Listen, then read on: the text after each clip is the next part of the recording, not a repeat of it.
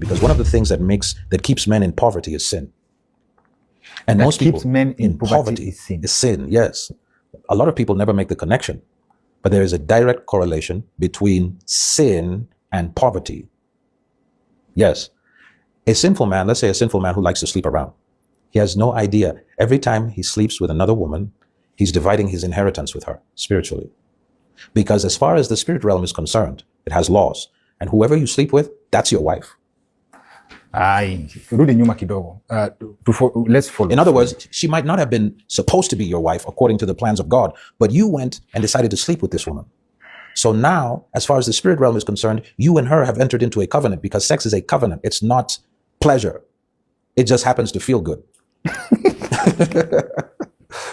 But don't get it twisted. This is a covenant.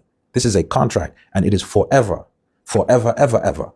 Okay? So every time you sleep with this person, you've just entered into a covenant with this person, a contract. And that contract has fine print. Her family is supposed to be your family. Your family is supposed to be her family. There was honor in those days, because before you slept with a woman, you made her your wife. You know what I mean?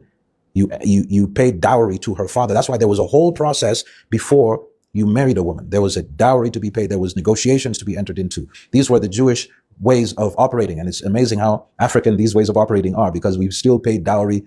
You know, I even paid dowry to my wife's dad before we entered into negotiations. It was a big deal. There was a traditional wedding, and then there was an actual wedding, you know, in the church. So there was a process before you just jump in the sack. You know what I mean? Now, what Satan has done is made sex so casual that everybody has no idea of the details of the contract.